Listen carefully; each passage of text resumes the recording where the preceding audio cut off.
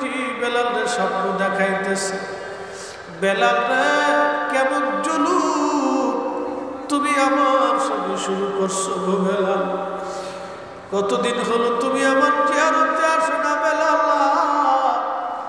আমি নবীর জিয়ারতে আই। বেলালের মতো আশিক যদি আমি হইতাম, বেলালের মতো আশিক যদি আমি হইতাম, এ দুনিয়ায় নবীর দেখা পাইতাম। আল্লাহর নবী স্বপ্ন দেখায় বেলাল একজন সাহাবী কি পরিমাণে নবীকে ভালোবাসা দিলে নবী স্বপ্নটাকে আসো, কতদিন হলো তুমি আমার জিয়ারতে আসো। আমার দেশে যারা মুখে হাত বেঁধে নামাজ পড়ে ওরা বলে মক্কায় হজ করার পরে নবীর জিয়ারতের ইরাদা করা বেদাত। নবীর জিয়ারত যদি বেদাত হইতো রে, নবীর দুশমন বেলালকে নবীর জিয়ারতের জন্য ডাকতেন না। কি কথা বল, ঠিক কি না? বেলালকে কোনদিন নবীর জিয়ারতের জন্য ডাকতেন না বেলাল। নবীর পাগল ঘুম ভেঙে গেল। শুধু সিরিয়ার থেকে মদিনা বহু দূর, বহু দূরের রাস্তা, বহু পথ অতিক্রম করে বেলাল মদিনাতে আসে। তাহাজ্জুদের সময় চলে, রওজা শরীফ তখন কাঠের জালি দিয়ে ঘিরে রাখা। রওজা মুবারকের পাশে বসে বসে বেলাল কাঁদে আর দেখে বলল, হুজুর গোলাম হাজির হয়ে গেছে, আপনি আসতে বলেছিলেন আমি আসছি।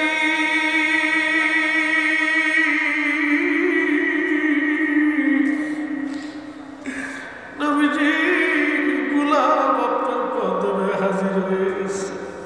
আল্লাহ নবীর সাহাবী নবীর মুয়াজ্জিন বেলাল বসে বসে কাঁদতেছে। নতুন মুয়াজ্জিন এসে দেখছে নবীর মুয়াজ্জিন কাঁদতে, ডাক ডাকা শুনছো মদিনাবাসী। নবীর মুয়াজ্জিন হযরত বেলাল ফিরে আসছে। সংবাদ শুনিয়ে সব সাহাবীরা মসজিদে নববীতে এসে ভিড় জমাইল। সাহাবীরা ডাক ডাকা বেলাল রে আযান দাও। হযরত বেলাল আযান দেয় না, কারণ নবীর ইন্তেকালের পরে আর কোনদিন সে আযান দেন নাই। সাহাবীরা কেঁদে কেঁদে টুকরা টুকরা কাঁদে আর বলে, নবীর মুয়াজ্জিন কতদিন হলো তুমি আযান দাও না। নবীর জমানার সে আযান শুনতে আমাদের কলিজা চৌচির হয়, একটা বার তুমি আমার আযান শোনাও। নবীর মুয়াজ্জিন রওজা শরীফ থেকে উঠে না, শুধু কাঁদে আর বলে, সাহাবীরা রে কানে আযান শোনাবো, কে আমার আযানে নামাজ আসবে বলবো।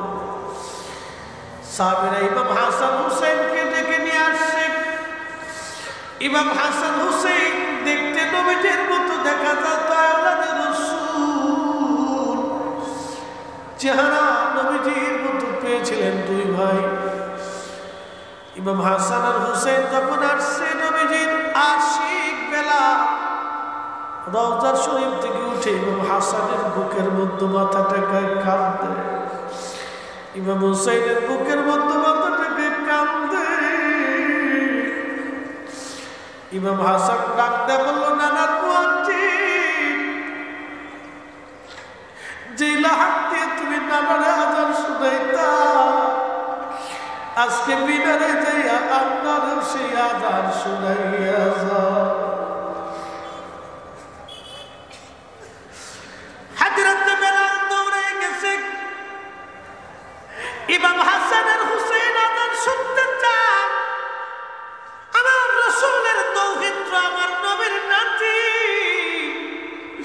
আযান শুনতে চায়, আর স্থির থাকতে পারেন নাই।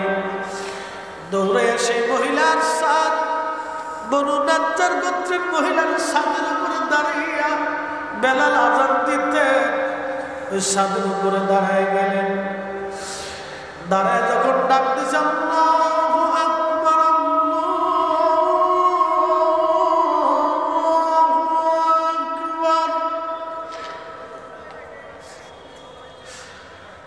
আল্লাহু আকবার,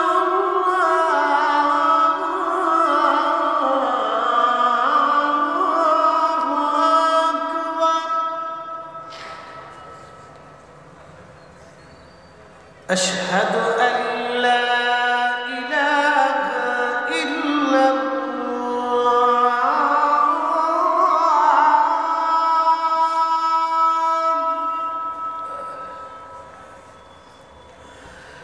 أشهد أن لا إله إلا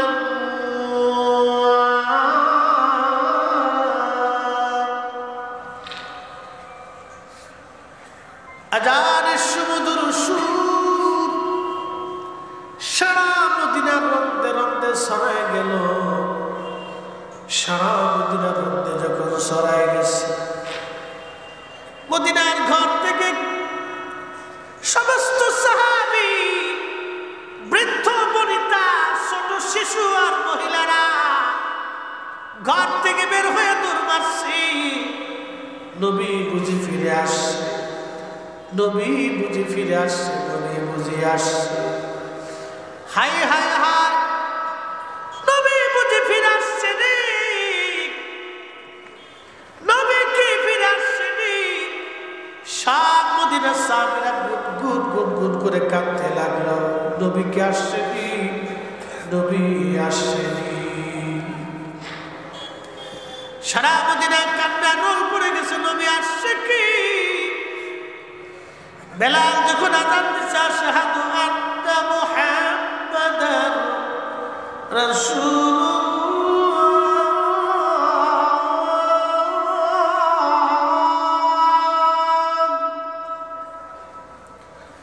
ঠিক পৃথিবীতে কারো আযানে কোনদিন পৃথিবী কাঁপবে না,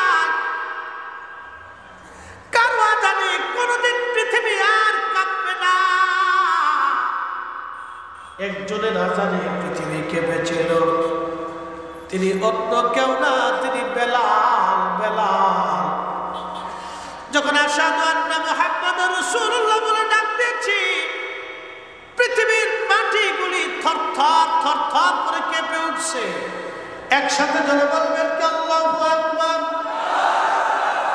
চিৎকার মেরে বলবেন কি ইয়া রাসূলুল্লাহ। পৃথিবীর মাটি থরথর থরথর করে কেঁপে উঠছে। আযানের ফয়েজ এতই মজবুত, এতই কঠিন, পৃথিবীর মাটি থরথর থরথর করে কেঁপে উঠছে। আহা, কঠিন আযান। বেলাল অজ্ঞান হয়ে পড়ে গেলেন। হুশ মিরাজ রওজা শরীফে বসে বসে কাঁদতেন, বলে নবী গো, আযান দিয়েছিলাম, আপনি আসেন নাই। আপনি আসতে বলেছিলেন গোলাম হাজির, আর কোনদিন আমি আযান দেব না। চলে গেলেন, কোনদিন আর আযান দেন নাই।